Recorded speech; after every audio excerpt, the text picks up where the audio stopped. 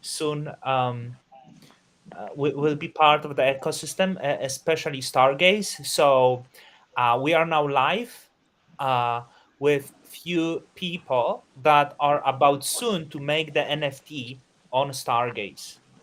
One person you might know, um, even uh, all of you might know, because the person Cortland is the artist behind the Bad Kids that quite successfully was hiding his person. I believe only once doxed during the interview with um, Django Unchained. That's right, Cortland. Yeah, I mean, I guess I started showing my face. I didn't really see any reason not to. Yeah. Would you guys agree that me and Cortland look quite similar in some way? I mean, I would have to. No. Yes, you're There's both some very real handsome. doppelganger action. Yeah. Yeah. Um. So I want to start with one question to you, Cortland. Should that's how that's how I should refer to you, or there is any You other can name you can I call would? me Joe. You can use my actual. That's Yeah, fine. I wasn't sure. So you Well, are Joe. I know if you don't, like one of the other two is going to slip up eventually, so we might as well just Yeah, go with that. Definitely. Joe is the artist behind Bad Kids. Here he is, the man, the secret man. His name is Joe, right? And sorry, Stephen and Matt, for like ignoring you, but just to introduce you, you might not be aware, but the Bad Kids is very popular in this side of the internet. There Oh is the yeah. whole crypto ecosystem called Cosmos, and somehow a lot of people not even affiliated with the art scene, not even people who ever heard of Joe, like would put the PFP of the Bad Kit and would really enjoy the art and buy themselves the NFT. And it ended that it become the most popular NFT collection in this ecosystem. In fact, it's valued right now. The market cap of this NFT is valued at around $5 million, I believe, somewhere close to this. The 10,000 pieces art. If you would connect this together, it has the highest volume. So one bat kit cost close to $400 as of now, and there is some people that I would speak to me, and Joe, that there is some conspiracies about bat kits actually, because Yeah, I've seen internet them. is very weird place, Yeah, and there would people from more conspiratorial side come to me. So who is the bad kids? Who is behind the bad kids? Right? I explained to them it's just a guy from New York, and they're like, okay. So what more about him? What ecosystem he comes from? I said, no, this is not the person from crypto. It's just artist. He deployed on Stargaze and found success, and people like, okay, so you telling me someone from non-crypto affiliated, non-affiliated to anyone in Cosmos, come and has the largest collection. So there is this belief that actually Bad Kids is the insider, some kind of insider scheme. So could you maybe elaborate in that? Are you really are you involved in the um, maybe Illuminati circle of Cosmos that created Bad Kids to take over? Well, oh And man, actually, me and Matt are both in the Illuminati, and we did give him a little bit of help getting yeah, I things could have off the used you ground. guys when I was getting started. yeah, Um, that I don't doubt. yeah, unfortunately, the truth behind it is not that exciting. I guess the fact that Stargaze is in New York and I'm also in New York, maybe that adds to the conspiracy. I mean, I do hang out with Shane now that I know who he is, but I don't know. It's just one of those things. I think if you're kind of used to seeing like a lot of manufactured hype and stuff, then seeing a collection like this that's like kind of coming from the outside and like really different and catching on is just I don't know. It seems really unusual. And I don't know, it's unusual for me too. I'm glad that people like it. I'm glad that people connected to it. It's even more. Not sure if you know the builder who is core developer of Cosmos, Jack Zampolin. Mm-hmm. So I mean, I don't know personally. I know of him. yeah, so he bought himself once very expensive Batkit who had the devil thorns. Mm-hmm. So it's part conspiracy. It's some. Uh, it also like actually was controversial that here is the like because there's people who kind of believe maybe he's harmful person, and he put this devil bat kit, so it also spark another very like big conspiratorial movement behind that. Not sure if you were aware of that, if you saw that. I didn't know there was a conspiracy there, but I like that. I mean, to me, it makes sense if you're like, by the time he bought his, it was already pretty established that like a lot of like Cosmos devs were using it. So of course you'd want to get one to like show off a little bit if you're kind of coming into that. Yeah. So there was beliefs he might be somehow like involved, and I was like, no guys, this is really just the artist from New York, right? And they still like people still decline to believe that. Just to break like how did you find then Stargaze? Well, like back then. I found Stargaze because I was doing like I was already kind of participating in Cosmos stuff, and I got the Stargaze airdrop. I think it was actually the first big airdrop I got in Cosmos, and so I liked them for that. And I'd been working on Bad Kids since I think September of the year before, with the plan to like launch it on Ethereum, but I wasn't like particularly good at like hype or marketing or social media stuff. And so when I saw that Stargaze was kind of accepting applications for like Genesis projects, like I applied right away. It seemed like a good idea. Like yeah, like it's a smaller platform, obviously, but it's like being part of the first collections to come out. Seemed like it could have some value there. And then when it got accepted, I was really excited about that. Like it seemed to make a lot more sense. And obviously, like I think it like worked out a lot better in Cosmos than it would have elsewhere. I mean, I guess I don't know for sure, but I'm happy to be in this ecosystem.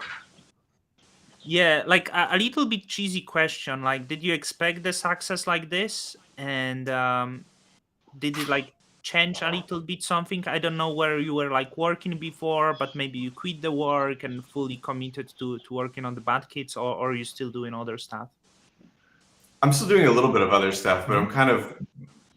I'm kind of moving away from that, and just kind of focusing on this stuff entirely. Um, but yeah, I didn't expect this kind of success. Like I'm really happy, but yeah, I didn't really imagine anything this big. I wasn't even sure if it was like an idea that people would really connect with. So Mhm. that was really surprising. Yeah. Thank you. So we have two new guests, and sorry guys for ignoring you for the first 8 minutes of. We have Matt and Steven. So all together, Joe, Matt, and Steven are building new collection. It appears there is quite big expectations. So maybe start with the guy on the top, Matt. Could you tell me who you are? Like I don't know anything. So I'm a writer. I have always been experimental writing, using new media to back in.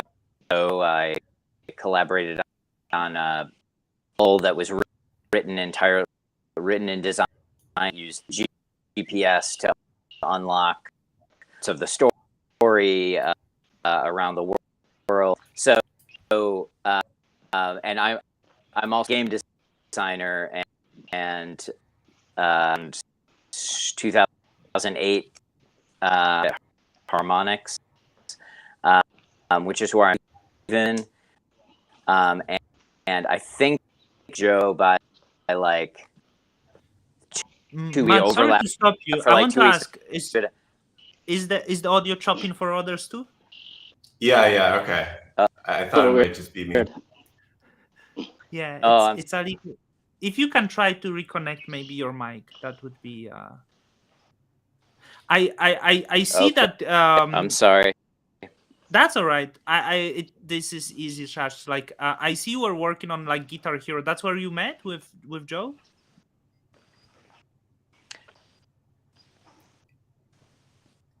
Maybe Oh, we lost him I'm entirely. worried Yeah. that my audio, because I do, is cutting out. Yeah, it's cutting out. It's probably because it comes from the headphones, and as you move, it's chopping every audio. So, Joe, is it where you met Matt? I didn't know Matt previously. Like Steve and him go back a ways. I knew Steve from working with him back in the day, a while back. But Steve was kind of the connector there. But yeah, in terms of like just putting this team together, like, you know, after Bad Kids was successful, I kind of like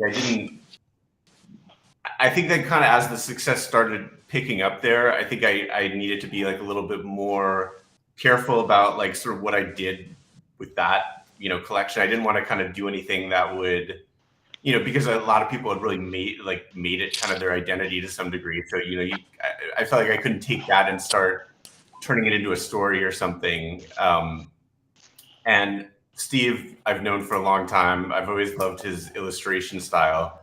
So I talked to him about, like asked him if there was like maybe a project that might be, like if he had any ideas for something that we could kind of like build together. And that's sort of where, kind of where this started, probably like early last summer with him like starting to sketch some ideas out. Mm-hmm. And then I think Matt got brought in shortly afterwards with the idea that we kind of like not just do like a sort of art project, but kind of build this out into like a story. Yeah, and I see Matt. I'm checking like he's writer in quite a few popular podcasts, right? Like Matt, can you tell me who you are and what's your like working background? Is my audio? Oh, so I meant to ask Steven. Did I say Steven? Oh. Oh, so sorry. The Matt is in the quite a few podcasts. The Steven is the illustrator. So yeah. Yeah. So I say like to start with, you know, feel free to point. But I think Matt into this way for us to hang out with projects together. This is not like. Is Steve breaking up too? Yes. Sorry. What? Yeah. So I wonder if me and Joe just take over. Oh boy. What if? I wonder if. Do you think turning I think off because you guys use the headphones that are connected, like, and it's outside, it's moving. It might be this. Yeah. Here But that's all right. Like we can so like I wonder about the Matt, like because Matt wrote quite a few popular podcasts, right? Like so Matt, are you mainly just the writer? And again, just please. Whoa, the audio is way worse now. It's way worse. Joe. Yeah. Hey, how's Do you my know audio what now? about? Better? It's good, yeah. Yeah, it actually seems okay. Oh, All right. never mind. Well, I could, It's out again. well, let me know if not, or if we want to let Joe handle this. Yeah, I want to ask Joe, like, if you can tell me a little bit about Matt's writing career, like, because I see he wrote a lot of podcasts, Yeah. He's done a lot of like narrative podcast stuff. I mean, I knew his work from before that. He has like a short story collection called Super Flat Times, which is like I think where I first encountered his stuff. Which is great. Anyone who's like kind of curious about what they might be getting into should give that a read. Yeah, that and like the Silent History, which was like this kind of experimental novel, kind of in the form of like an iOS app. Also really cool. Like he has like a history for doing kind of like interesting writing experiments, or like kind of taking forms with that stuff. I saw this little trailer, and you actually showed me long time ago the trailer for After the Filter. This read by the female voice, and I didn't know it's actual project that you work on. I thought it's the side project that doesn't mean to be the NFT. Was it Matt who wrote the story for that? Was it? Yeah. That was Matt wrote the script for that. And yeah, I don't know. How long ago did you see that? Was it like kind of towards the end of last summer, maybe? Or like last fall? Yeah, it was like so long ago that when one of the Stargaze member texted me, "Oh, did you see After the Filter?" And I'm like, "What you talk about?" And he sent me the trailer, and I was like, "I saw this ages ago, and I didn't know it's even NFT project, right?" Yeah. It was. I mean, I think it was called something different back then. But yeah, it's something like the trailer was actually like a pretty early thing that we put together, kind of as a means of like getting all on the same page and kind of like finding the tone for it and kind of the style going forward. It's gotten the actual characters are so much stranger than the stuff in the trailer. It's kind of great. And who has read it? Because like I mean the reading voice, because it was very beautiful voice. Oh yeah. It's a voice actor that we hired for it. Yeah, she's amazing. I mean, we kind of knew that was sort of the tone, the kind of quality we wanted in a voice, but he just was like, I don't know, so much better than what we imagined. I don't know. It just has this vibe. It has the vibe like you would watch the like emotional, like human emotional American movie, and that would be the narrator of that movie. Like I really like the like yeah, just like it's hard to explain the art a little bit over here. I wonder like if not like Joe, you will speak for Matt and for Steven, if they ever like encountered, and because they are real world artists, right? So we got the writer, we got the illustrator, and I wonder if you guys have heard of the NFTs before, actually, if you maybe had the contact with the NFTs before. Yeah, should we see if they can talk? Yeah, just try. No one will mind. We could try talking. Oh, hey, that worked. Okay. Maybe we keep it like 3 words or less. If you maybe, I think if you keep steady and don't move much, it might actually work. Okay. I'm standing here in this kind of desk.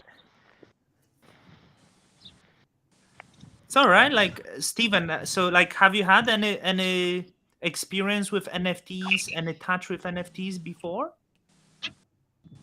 Outside of when we first started, I didn't even know that he had done an NFT project. We were having a brunch or something in New York City. You know, if I knew anything about NFTs, and I probably said something really disparaging as well. But no, definitely not. Anything that I've picked up sort of just through trying to look a little bit at what other people are doing. But so yeah, I'd say say one of the better or worse is kind of different about our project is that it's not really tied into that cultural world very much. You know, the references are basically, I mean, not necessarily just our own, but they're outside of that kind of meme driven NFT. I understand what you're trying to. So when Joe told you that he made the NFTs, because what was your reaction that nah, I'm a serious artist. I don't play with that shit. Right? Like was it something like this? A little bit of arrogance? That's probably low. I just sort of changed up my work, just previous to that, and was sort of open to new um, that I tend to connect with people through projects collaboratively, so I'm always kind of ready to and find a reason to kind of so I won't say I was necessarily too keys, but I was like, I don't know anything about what you're talking about from the top here. And was it because you, as the illustrator, you surely saw that there are people making millions of dollars? Was it not really tempting for you? I mean, given that I've never really made any illustration, the idea that they would have that there was some kind of like cash grab going on for people, highly dubious. I don't see that people are clamoring for new artists to draw a bunch of cartoony pictures in our culture. Yeah. But I mean, it turns out it's a weird sort of cultural niche that's essentially our interested. I'm only getting about like a third of this. We all get a third of this, but it's okay. We're so sorry. Steve, walk to the giant cell phone tower in the middle of town and stand underneath it.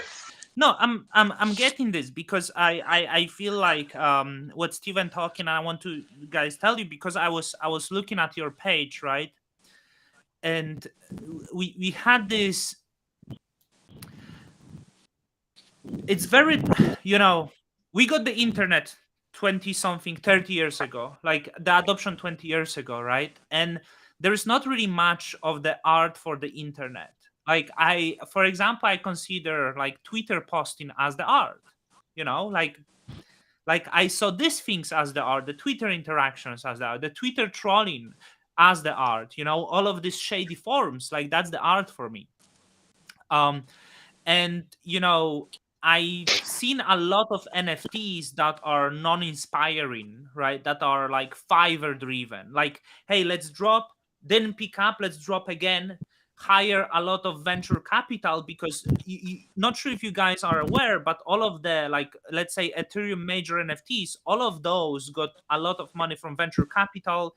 There is actually the very shady stuff like market making, those venture capital, they buy, sell NFTs to appear there is interest. It's all money driven. But the question is it the art? Is it the art for the internet? So when I see your page, you're actually drafting a story here, the interactive story with the internet users of whom you don't know who they are, but they are able to interact with you. So I think you are really trying to build the art for the internet, actually.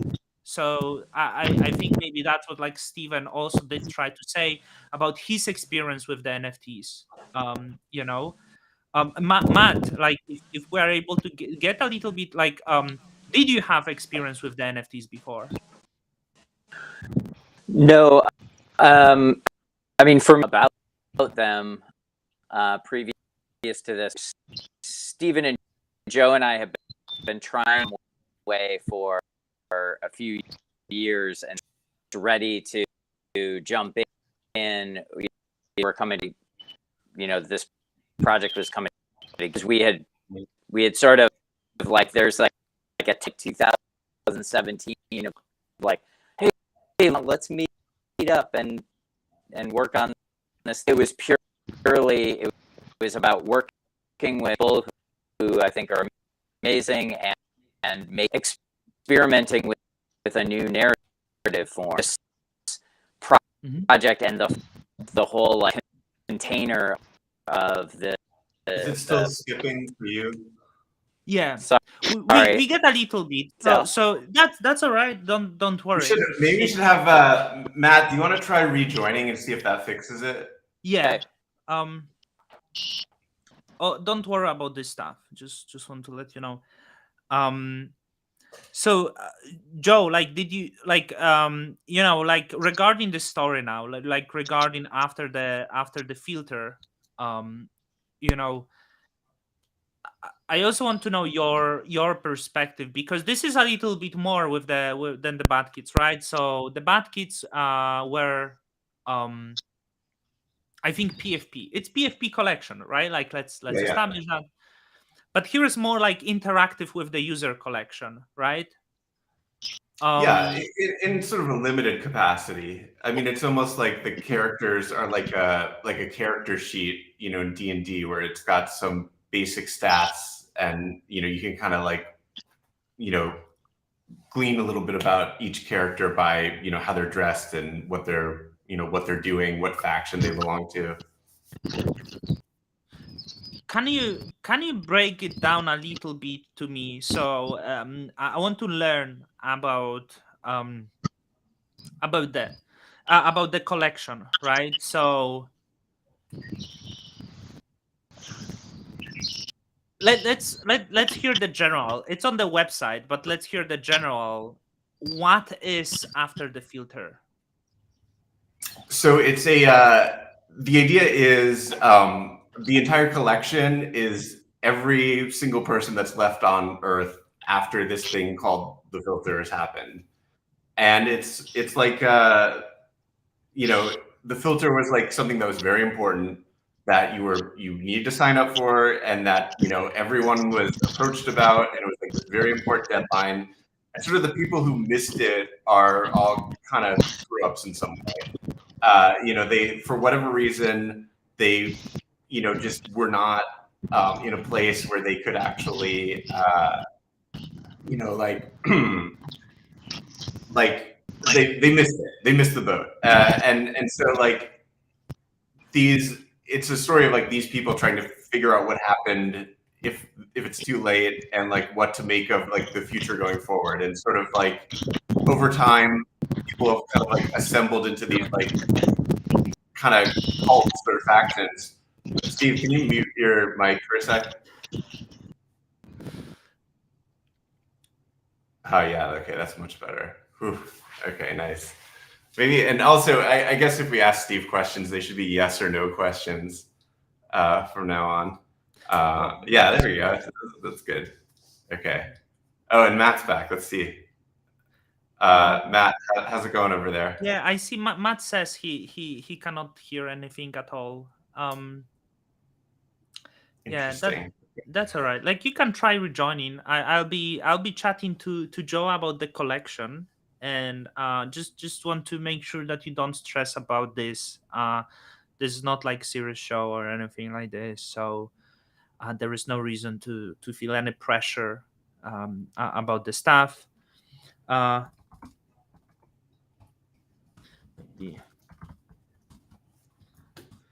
Yeah. Try to restarting. And you know, I see at the page. So this is the NFT after the filter. Is the characters that got left over here, right? It's the and so we have what is the number of those characters that got left over? We're still kind of deciding on that, but it'll be, you know, it'll be several thousand. It'll be less than 10,000, and let's say more than 6,000.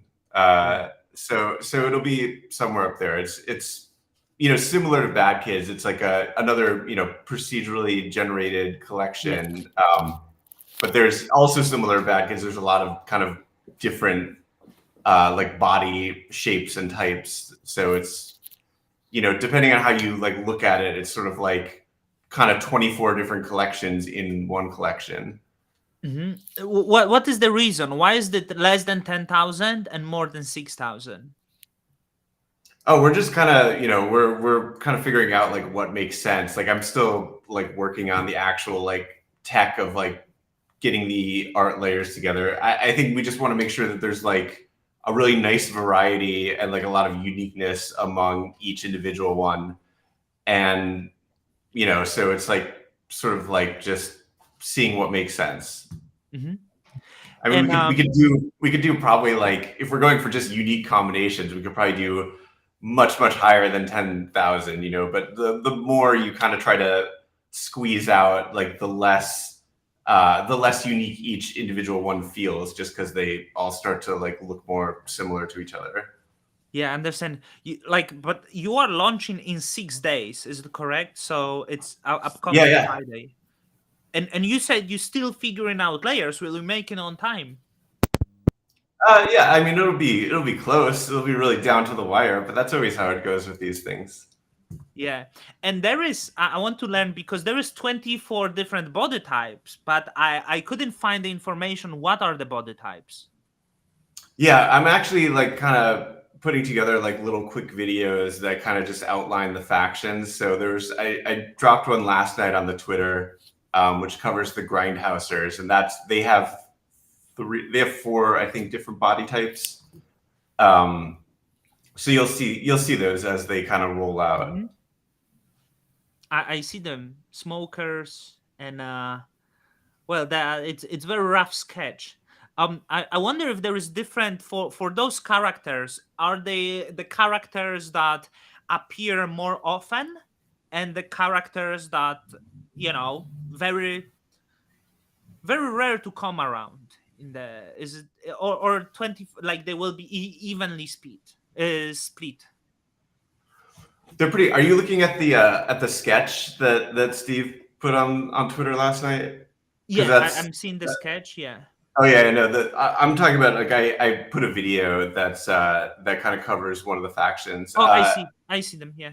Cool. Yeah, they're a bit more evenly distributed. There's definitely some like some one of ones in there, and some that are more rare and some that have more rare parts. But the overall body types are pretty evenly distributed. Like you seem quite putting like um a lot of pressure on saying that this is not AI art, right? This is Yeah. not AI art. It seems like you don't really like AI art. No, I actually love AI art. It's just and I've been playing with Midjourney a lot personally. I think it's great. Steve hates AI art. He's shaking his head no. But I think there's a lot of cool stuff with it. I think it's also there's so many people doing it right now, and I think even if you look at AI collections that were released like 6 months ago, they already seem really visually dated, and you can kind of see like the really obvious artifacts of like Mhm. where art was at that point.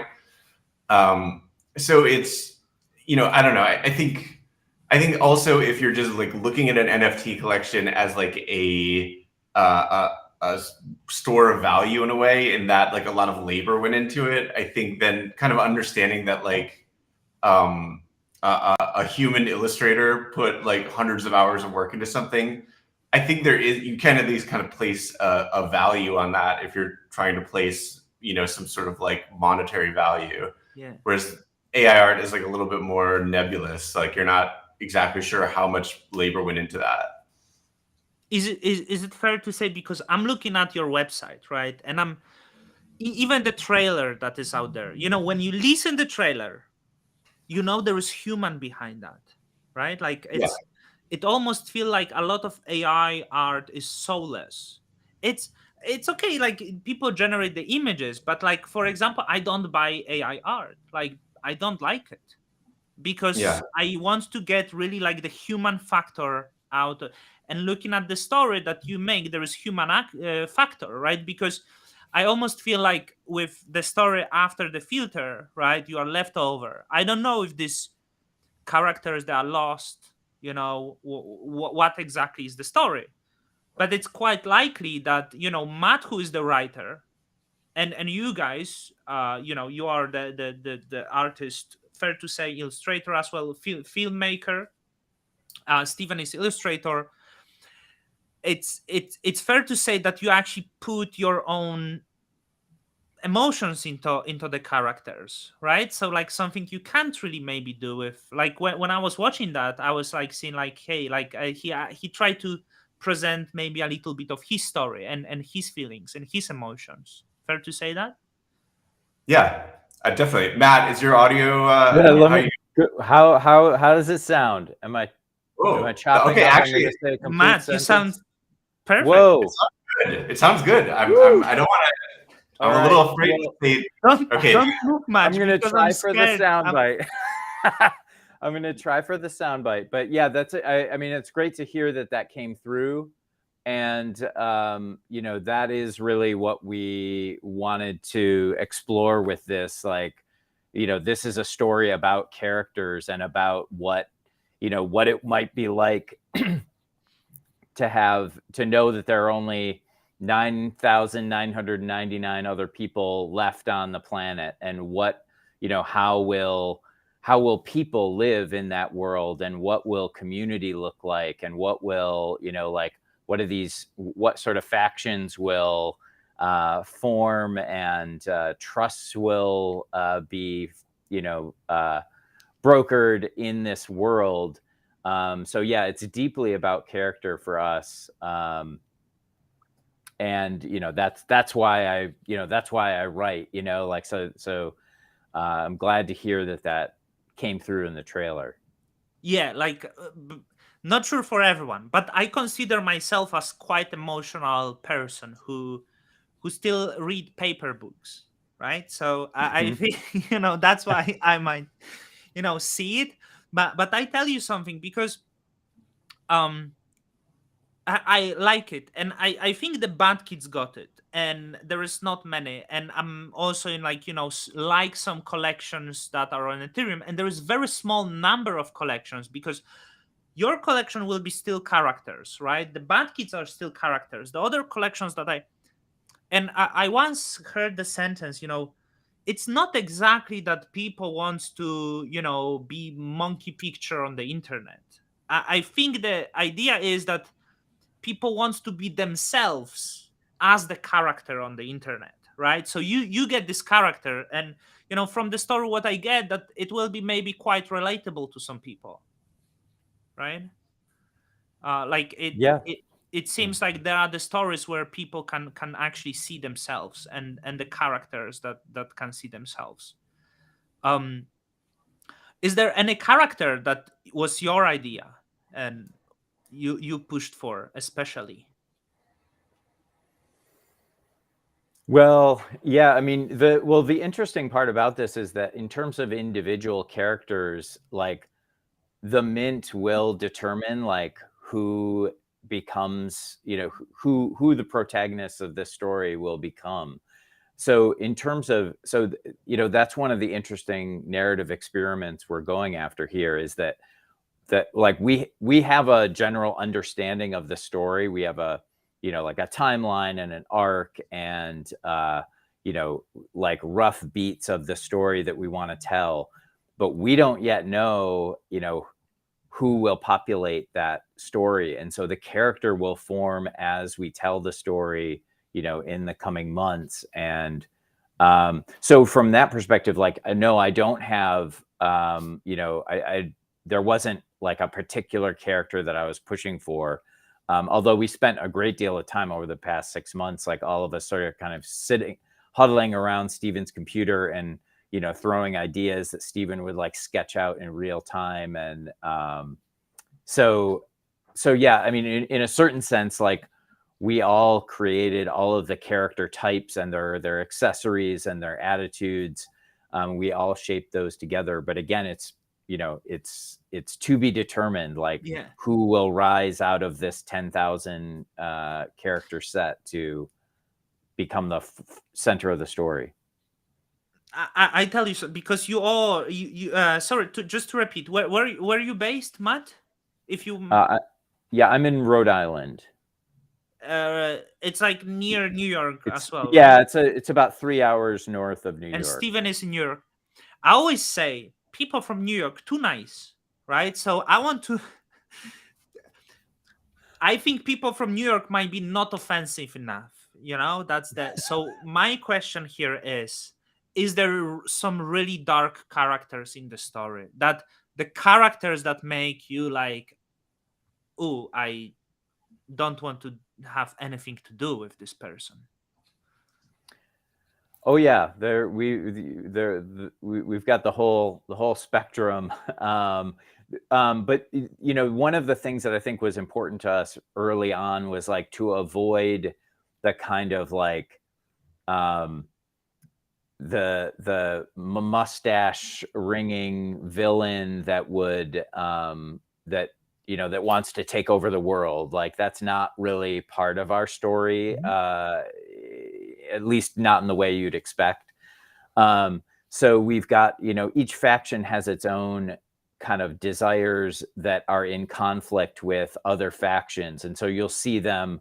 There's a lot of darkness and brutality that you'll see emerge throughout the story, but we hope that it takes a kind of a different form than, like, we're not trying to make like Mad Max or some like brutal dystopia, but we're also not on the like Station 11 kind of good-natured smiling utopia. I mean, I love both of those stories, but we're kind of somewhere in the middle, and I think that's where, to your earlier point, that's where like most of us live. And most of us, if we were faced with living in an apocalypse like the one we're rendering, would kind of be stumbling around clueless most of the time. And so that's kind of the vibe we're going after for this, and to try and like really examine like what would regular everyday people do in this situation where the population is suddenly gutted.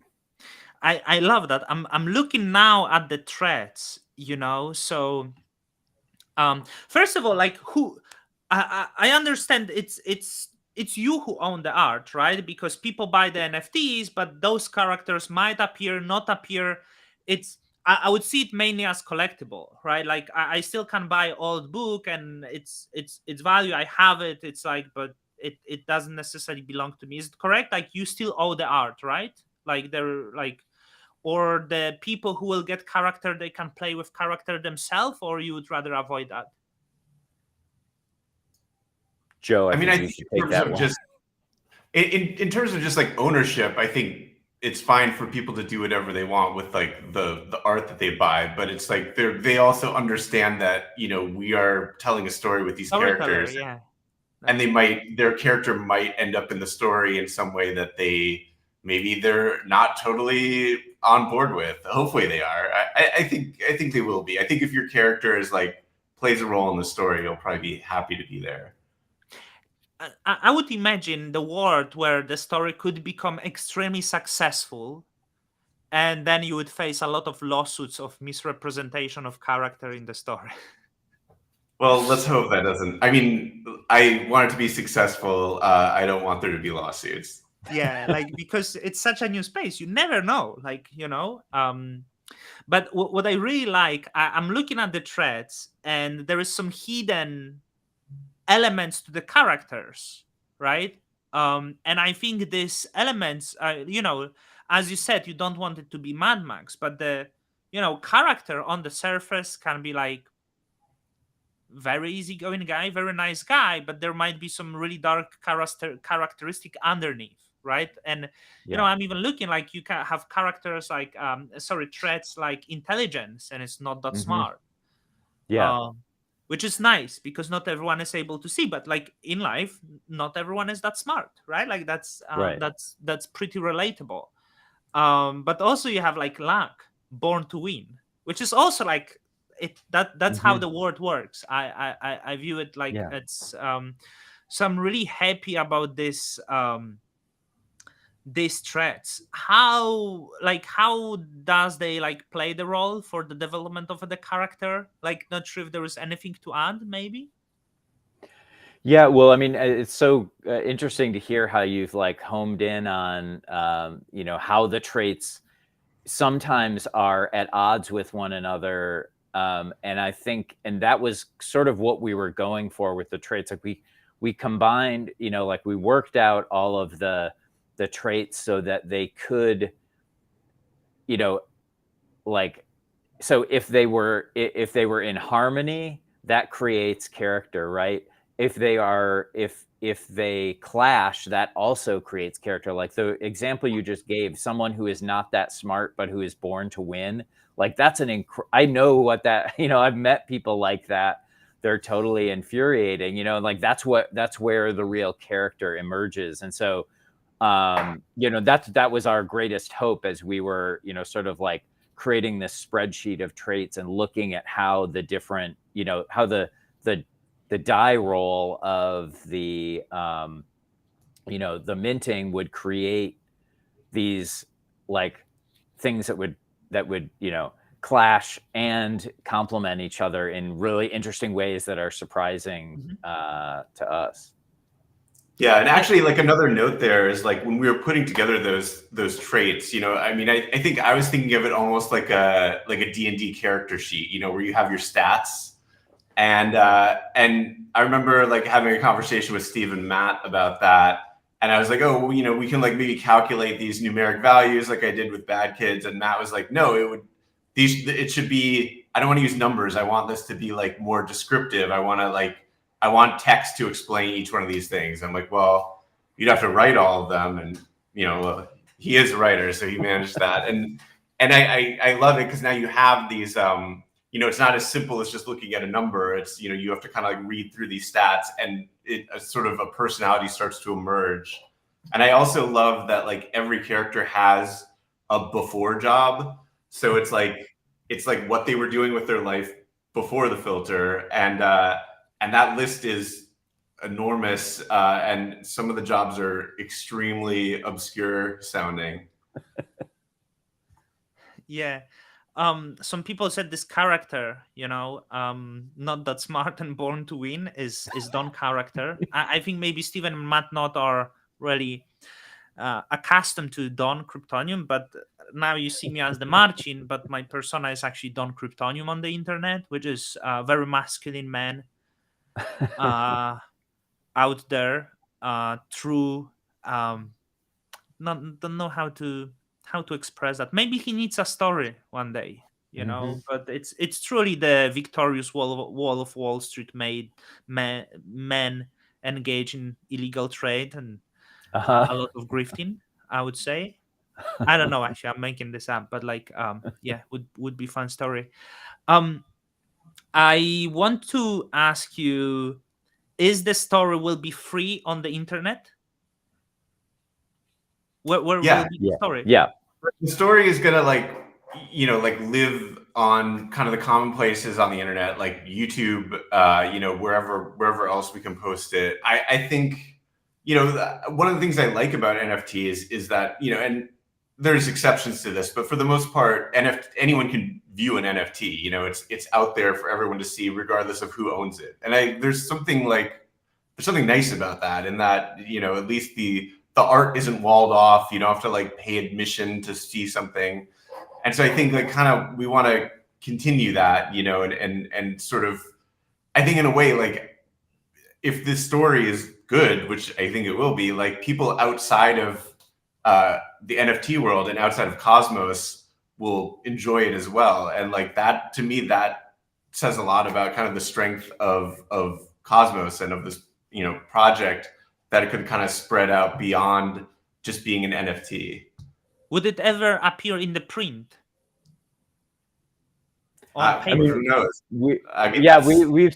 We've talked about it, you know, like we really want to go broad with the sort of forms that it could take. And, you know, as Joe said, we're going to start with that sort of like the common area of the internet, just to make sure that everyone has it. But like, depending on where it goes, like we would love to have like a print, you know, comic of it that tells part of the story, you know, that's really appealing to us, but, you know, probably not, you know, in the near term.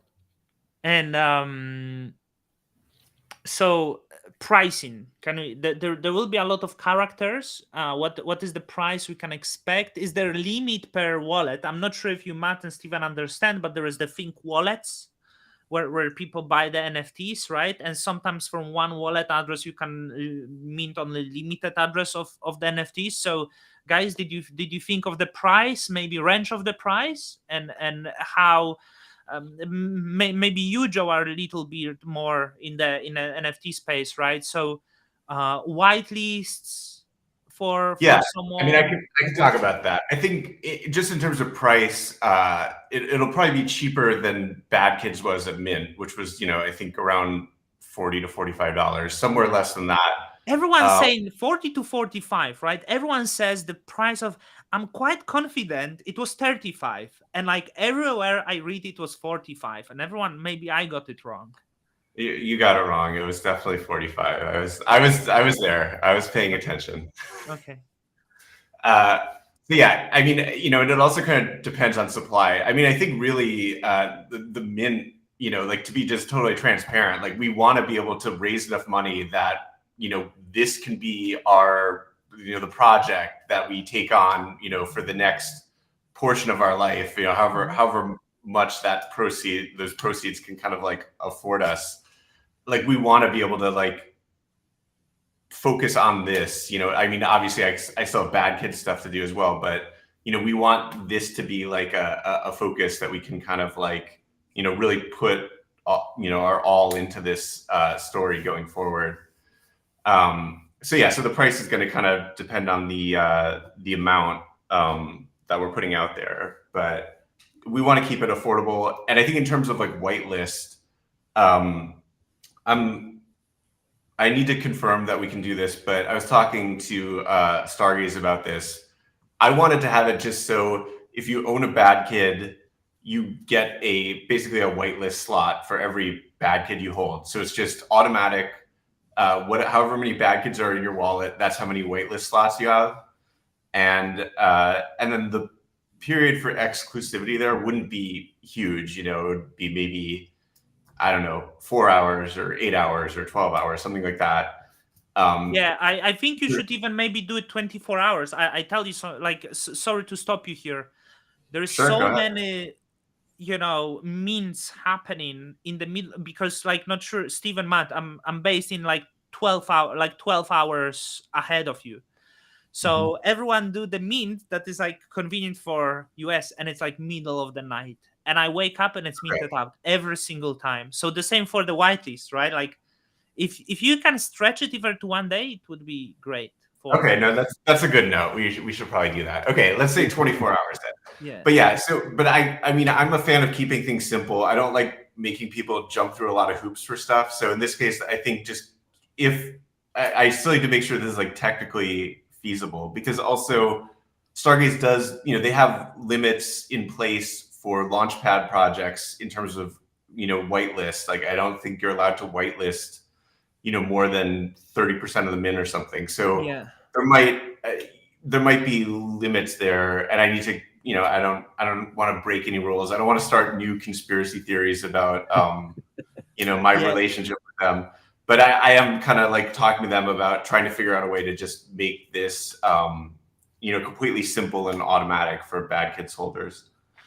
I like, yeah, I understand what you say, because like maybe Matt and Steven like not really aware, but like there is a lot of people maybe complaining the Bad Kids get favorable treatment now. But like I want to make it clear, this is most popular collection on Stargaze, right? So like, I mean, like, I don't really think they get favorable treatment, and I think if there is new creator coming on Stargaze, it's quite easy to get popular, much easier than in other places. But obviously, I think the Stargaze will try to keep the bad kids in the Stargaze, right? Like that's, I think that would be important. So yeah, like, so some people say like about hey, come on, there is there will be still a lot of spots, I get. So like, if I have in one wallet, let's say 40 few bad kits, is it safe if I keep it in one wallet, or you would recommend me to spread across multiple wallets just in case I can? mint out more. I think it's safe to keep it in one wallet. I'm gonna figure out all the tech stuff this weekend, and hopefully on Monday have like a definitive answer about whitelist Yeah. stuff. So that's important for people. Bad kids might have bad kids might have whitelist spot. Regarding the price, $20, 10, 30. What do you? I would say like 30, around 30 or so. I mean, it's we're still kind of we're still kind of trying to set a range, and it's I do think that like just if you're just judging it purely on the art, like it's already there's so much complexity to it. There's so much like of Steve's labor went into it. For me, just like getting it all organized and like getting it working has been like a pretty big task as well. So I think like the amount of variety and the amount of just like just cool stuff that's in there, I think it kind of like the value is already there as art.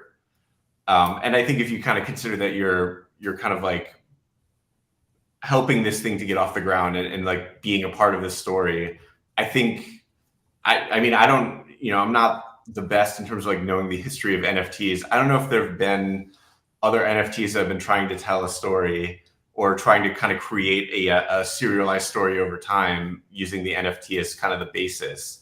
But I think this might be kind of a new thing. Yeah, I think I maybe seen the plans, but I never really see this realizing in the good form, right? I never seen it because I think people still trying to figure out what's the art for the internet. Like I think it's still in, to be honest, development. And I do think, I understand some people don't like the NFTs, but I think the NFTs are just kind of discovery, right? Like, so there was a lot of Fiverr PFPs, which for me is not great. I do think there is a lot of, great PFPs that are out there that have this like cultural significance. Not sure if the Matt and Steven heard about CryptoPunks. I think it's great cultural significance. I think the much lesser it would be Bored Apes of cultural significance, right? I don't think they have. I think they were heavily like venture capital driven, something very different. So yeah, like I think it will form in the years. I've seen a lot of artists struggle now, with because the economy change in the past 2 years, in the past year as well. So it's becoming more difficult. I saw people lowering the prices. Um, Man, Steven, I wonder if you ever purchased any NFT in your life. No. Steven hates NFTs. He's making one, but he hates them. A little bit still. Yeah. Matt, have you ever bought any? I know I haven't. I just I don't have enough money. That's why I'm doing this project, to raise the money to be able to buy an NFT. No one's gonna believe you. Help me. No one's gonna believe you. Not even Bad Kid. Wow, you're really touching a nerve here. Yeah, you bought a Bad Kid, didn't you, Steven? Or you own one? I didn't get a Bad Kid. Steven a Bad Kid, so he does have a Bad Kid, but he didn't have to pay for it. Yeah, he's a freeloader. Yeah, he probably even doesn't look to the world. Matt, you are the writer. I want to know, like, what are your favorite books? Whew. Of all time. Mm-hmm. This is why I do really bad in job interviews, because people ask these really simple questions, and then I draw a complete blank. But I will say, that well, I think when I got started writing, George Saunders' short story collection, Civil War Land in Bad Decline, was like a really revelatory book that got me, like, it was a If you haven't read it, it's an incredible collection of stories, and it was the world as I, as I had always wanted to render it, but hadn't really found the language for it. So yeah, so that's sort of like an all-time favorite of mine. There's also, but I went to Brown. I'm quite confident I will go to Amazon after and I will order his books. Like when I like Cool. short stories. I probably gonna try to find the one even like with the signed books. I'm like Oh. yeah, but yeah, I like how it looks. Yeah. So but in general, I'm sort of like I'm into more what's called speculative fiction, which is sort of this. It like has one foot in the sort of literary fiction world and one foot in science fiction, and that's sort of where I've always gravitated. Did you short stories? Did you ever read any J.D. Salinger short stories? Oh yeah, of course. Yeah, that's I love them. Like this is bread my and butter. yeah. Wow. I'm like like sometimes I would read J.D. Salinger and like he would drop a sentence or like it would be I don't know, it would be just so simple. The something that one person said, it would be so simple and it would be wow. Like it's just you smile when you read it, like that was I get automatically excited. So like the nine stories, Fran and Zoe, so like that's what made me think, as you said, the short stories and anything else you like to read. Well, I'm trying to think. I'm just trying to think of. See, like I said, I always my mind always goes blank. But there's an author that I just had to look back on my bookshelf to get the name back in my head. But Dana Spiotta is an incredible writer, and again, I think you'd really enjoy if you're into like very crisp, concise language. There is her most recent book was called oh my god, I'm blanking on it, but she also wrote a book called Eat the Document, and yeah, I'll type the writer's name. Yeah, thank you. I'll get I that found for you. I found the George Sanders. Yeah. Like that George Saunders book, Civil War Land in Bad Decline, Matt, I didn't know that was one of your favorites, but man, like that blew me away when I discovered that. Like it was completely like that's definitely one of my all-time favorites. That for anyone like that's listening to this, just track down the title story for that, Civil War Land in Bad Decline. It's it's probably like 20 pages. Incredible. I think at one point Ben Stiller was going to make a film out of it and that fell apart, but it's just an incredible story. It's so sad and so funny at the same time, and just with these like just so much humanity in the characters. Like they're so, all of his characters are so pathetic but so lovable at the same time. Yeah. The reason why I'm asking for the books titles, I'm checking what to read. So like I usually ask people, but I tell you something. The talking with the crypto people is horrible. Like because you ask them what's their favorite book, and they give you some like like some theory book. I'm not. I have not read a single theory book or finance book or anything in my life like this. I only read fiction. Like I don't care any. Like you ask people what's your favorite books, and they're like 0 to 1.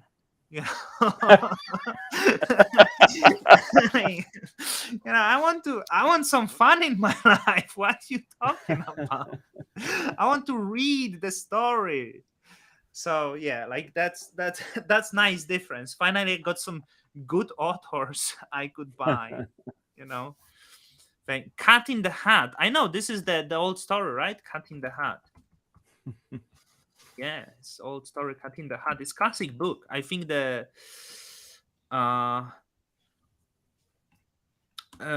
first edition Cat in the Hat. Oh, didn't he get banned? The guy who wrote Cat in the Hat. Dr. Seuss. Yeah, wasn't he banned? I believe something was banned. There was probably something he wrote that didn't Yeah, that didn't it was. I mean, age so banned, well. taken off, right? Because Yeah. well, different times was. So back to the NFTs, okay? There is people always asking for utility, right? And also let me be you all are guys are the artists, and I actually spoke to Joe. I have a little problem with the NFTs, and it's the secondary sale royalties, right? I know it's very, very, very appealing. There is different opinions. It's not I'm against them. It's like what do you guys think of that? I mean, for me personally, like especially like last year after Bad Kids was successful, I was kind of like talking to a lot of friends who are working artists, about just the idea of like doing NFTs. And I think for a lot of them, the idea of royalties is appealing because that's something you don't get if you're selling in a gallery. If you sell a painting for $100 and, 10 years later, it's worth 100,000, I mean, hopefully your career has done something during that point, but, you're not seeing residuals from that sale, so there's something, egalitarian about it. But I know you have your own sort of take on that because it kind of it creates issues with like kind of doing like DeFi type stuff, right? Yeah, because it's like when you have the painting, it's low volume trade, right? It might move from hands to hands every few years. When you get collection like the Bad Kids, you are actually incentivized to make sure that people keep selling it, so you earn more royalties. It kind of ruins all part of that. Like as of now, it would make more sense if people would trade as much as possible your NFT, right? It's kind of Sure. wrong incentive over here. So, but it also perfectly make sense for the collection like Bad Kids. I think they should be maybe having the volume, like, or at least the part of it. And so I think like people will always find the way around the fees. So as the solution, right? You actually did this with the Bad Kids, because I will explain you to Steve and Matt. You can actually take if you have something like the Band Kids, the portion of this NFTs, the Bad Kids, the PFP images, maybe 200 of them, and create the something that would be liquidity pool with the other token, which could be money. Every time someone buys, the price rise or goes down, and you can put fee on this pool that people exchange. So for example, I would rather see like artists with big collections like the Bad Kids mint for yourself 500 or even 1000, 10% of the supply, and do this, because I think it also gives opportunity for people, those who are maybe like big supporters, right? They can also provide these liquidity pools, and it's like I think it then works better as the synergy between the artists. But I understand the point that royalties are important, but as of now you are incentivized that the marketplace will have high volume, right? That's the Yeah, and that's a good point. I mean, I think especially for people that are doing really small collections or even just selling one of ones, you kind of like when that. I mean, I think Stargaze just introduced tools for minting those, but that's you might be selling that to a buyer who's buying it because they really just want that piece. They're not looking to flip it, and so then the royalties are less of a sort of incentive there. Yeah, so I think like as I said, it's not like I'm fully against what like, but like it people will find the ways around it, because I actually like for Steve, like you might introduce the fees on the chain, but at some point people will be able to move it to other chain and sell it or do the trades between themselves, and that's natural kind of how people are doing. But I think some really maybe low royalty in the future, like something that is like fair, and also I want actually artists to make money, right? Like I like if the artists make few $1 million of the collection, it's like amazing, right? Like that's cool. So like we're talking about utility, and people will be asking, will be the revenue sharing or not? You will be expecting these questions. So what is the main utility of your project? The main utility is we're creating something that's like new and hasn't really happened before, at least as far as I know. So it's. I mean, I think to get like a little philosophical about it, like I think one of the reasons Ethereum is still so relevant is because that's where a lot of crypto culture is happening. That's where like a lot of art projects are. That's where a lot of artists and creativity are. And I I don't think that all needs to live on Ethereum. I think I've met a lot of really creative, really talented people in the Cosmos ecosystem, and there's a lot of people doing cool stuff, but there's not quite as many like artists or weirdos. So like I'm trying to bring in two weirdos here, and hopefully see that there's a market for that. So yeah, the utility is like we are going to tell a serialized story over time, and it's going to be a thing that like hopefully the same way the Bad Kids sort of like united a lot of people in Cosmos. Like we're hoping a lot of people in Cosmos will want to like basically like gather around the campfire every so often to like hear the next chapter, and like as a holder, you have a little bit of influence on that. Your character might be part of the story. You can certainly like weigh in on your feelings. We might not necessarily like agree or want to make changes. I mean, I can let Matt talk about this, but I think we want to let people have a little bit of influence on the story without saying like, hey, we're going to let you choose if it's a happy ending or a sad ending. That's kind of ultimately like we need to have like authorial control there, but we're letting people kind of push us in certain directions. Matt, you want something to add?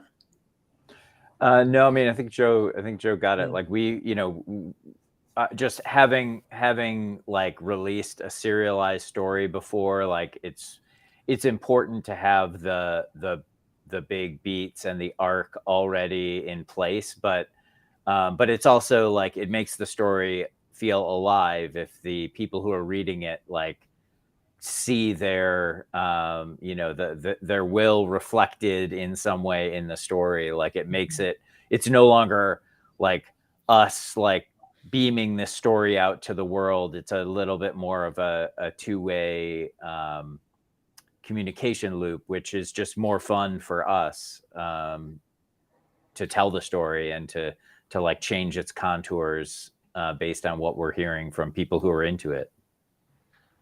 Yeah, and I'm looking at the website, and many people will not pay attention to this, but even the font that you use at the website is it the Courier?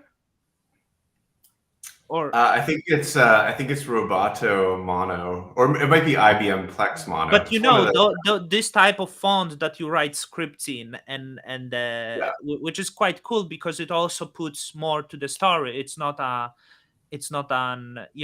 Times New Roman or Arial, right? Like it's different ones. So it's really what Matt, what are your expectations? This is your first NFT. Like, do you have any expectations there? Like, does it stress you out maybe? Not really. I mean, I feel as you could probably guess by the interview so far, I'm somewhat clueless about this ecosystem, but so that like my expectations are super low, and so anything just like the response that the project has gotten so far is, beyond my expectations. And, so I feel, I don't feel really nervous because there's like so little is at stake. I've already, I've already gotten so much pleasure just from like working with these two on this project that, it's like everything else is gravy to me. And that, I know that sounds like potential bullshit, but that really is how I'm approaching this right now. It's fair to assume that the story will end one day, right? Yeah. Do We you do have plan have. when it will end?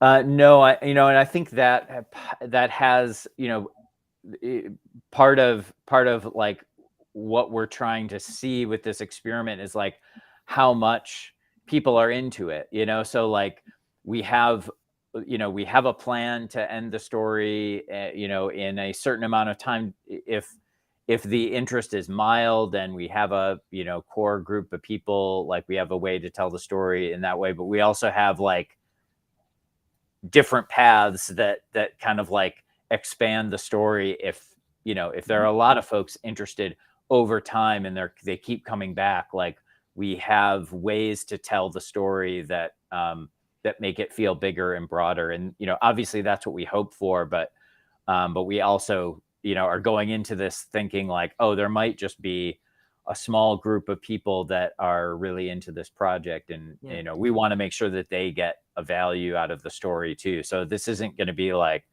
the kind of thing like, I mean, I guess if no one buys any, then then we might not tell. We might just keep the story to ourselves around the campfire.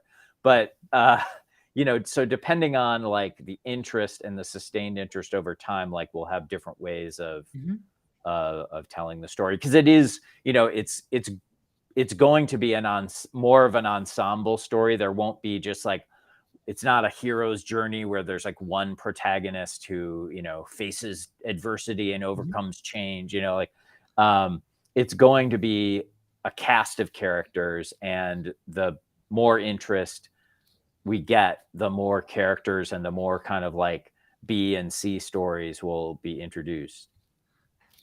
Matt, I want to ask you at the end, like, when because you're a writer, will you ever write a book, short stories or stuff, release? Well, yeah, I did. As Joe said, back in the 20 years ago, I published a short story collection called Super Flat Times, which actually, and as Joe said, it will seem similar to this world we're creating, because again, that's just sort of like an aesthetic home for me. But we also, the back in the early part of this interview, when you couldn't understand me, I was talking about a project that I worked on called The Silent History that was first released on iOS, but then there was a print version of that you can probably find in your nearest used bookstore.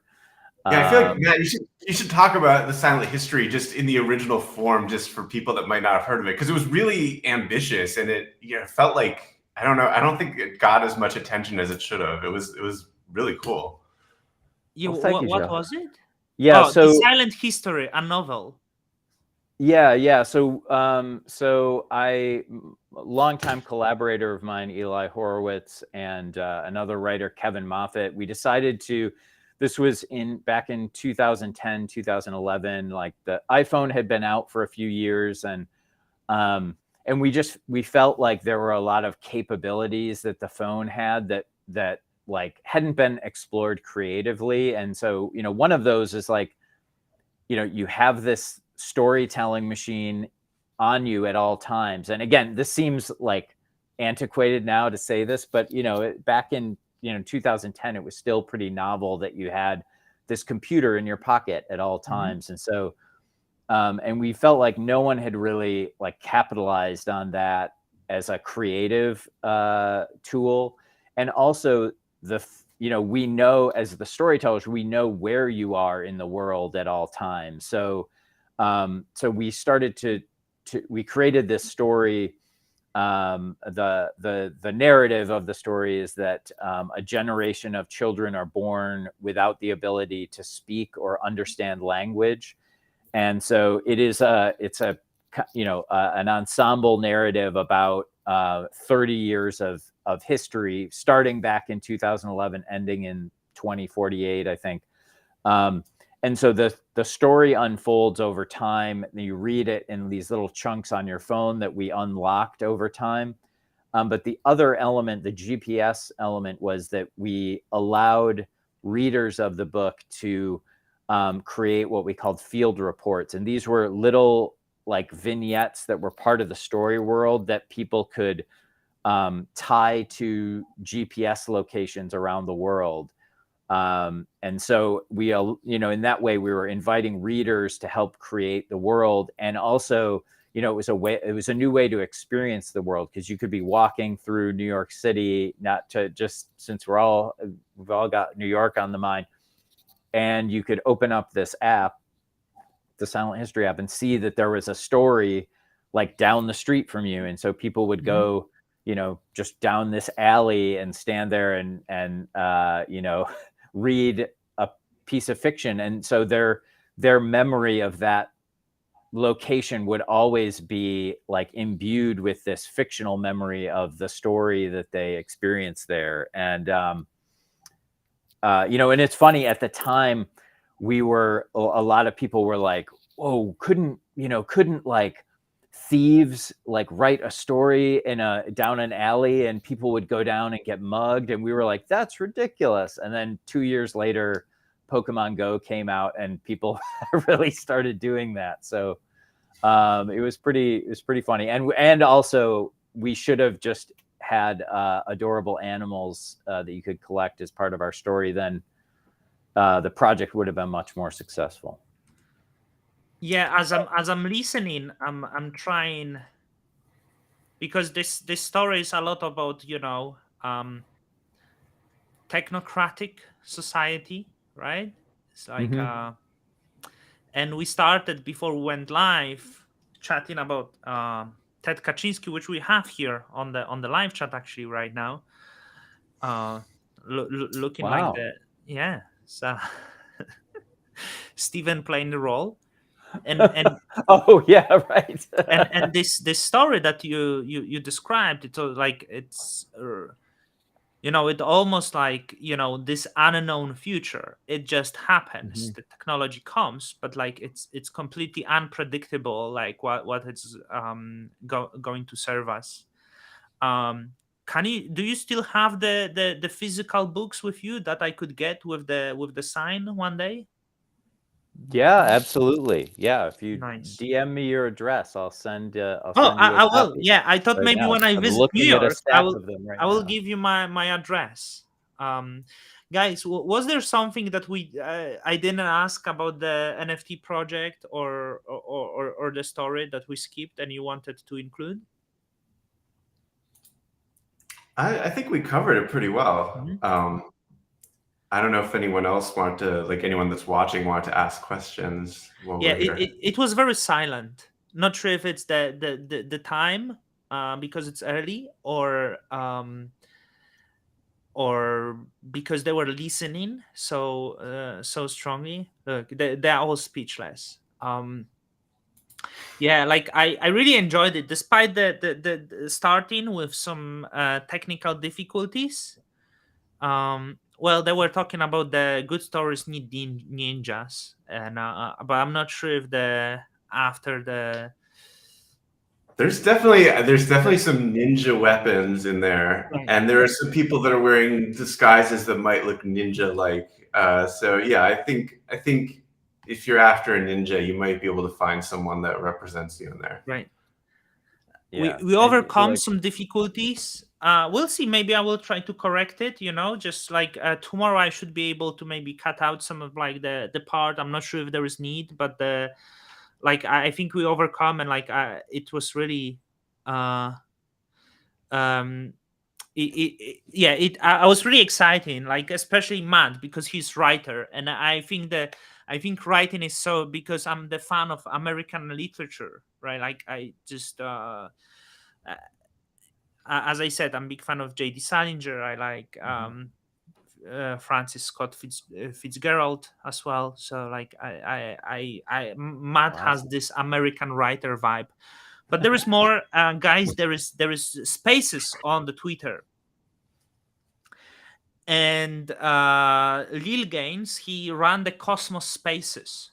So it's just audio on the phone, and he asked if you guys will have time to appear for his spaces. Yeah, absolutely. He's in America, so it will be easier to schedule the time. So where he can set it up, maybe with you, Joe, in Bad Yeah, Kids? yeah. Have him DM Bad Kids, or if he's on the Discord, I'm Yeah, around. come to Discord, and he might want to meet you. Not sure if that's. Oh yeah, I'll be at NFT NYC. I think Steve might be as well. There's a show on Wednesday where Bad Kids are having like a giant, projected wall, with like a lot of the art up there. So I'll be there, and for anyone that's not there, I'll get lots of pictures and video. Yeah, I remember, because you had this cards, the Bad Kid cards. They are stuck in Poland for me. I didn't bring them with me. I would show the people now. And you said to me like, I actually want to do something new. Like when we met, it was a long time ago. It was nearly a year ago. Have you ever Yeah. tried to experiment with it and do something? Oh, I mean, I'm always bad about this. I always remember like a week before some sort of conference or meetup, I'm like, oh, I should have had some like Bad Kid stickers or T-shirts or something ready to go. So I'll probably still have failed again at that. But yes, eventually I would like to have like some, because like the stuff I gave you, those cards those were like, that was like a really last minute thing for like promoting them. Like it was before the collection came out. And it was, I think it was like at ETH, like Denver or something. I don't know, one of those conferences. I think it would be, this card would be like quite valuable now, right? Like I mean, they're pretty low quality, but sure, you're one of very few people that have them. So I would I think, guess they do have value in that way. yeah, there might be collectible value. Okay, let's finish. The wife was calling me before. Not sure if you've seen the doors open, because the Korean chicken arrived before, like 20 Oh. minutes ago or something. I'm sorry to keep you from that. Yeah. So it's all Gotta right. get It's into like that. it's fine. Sometimes I keep going. So thank you guys. Sorry, Steven, we couldn't hear you much, but you've been here with us. So I'm waiting for the mint. I will be minting. I hope others will be too, because it's exciting, and I want to see what happens with the story. So thank you guys, and I hope to speak to all of you again. Awesome. Thank Thanks you for so having us. much. Yeah, thanks for Yeah. dealing with our technical issues. It's fine. It happens. It happened more times than you can imagine. So thank you. I'm gonna drop now, and enjoy the rest of your See day. you. Thank you. Bye bye. Awesome.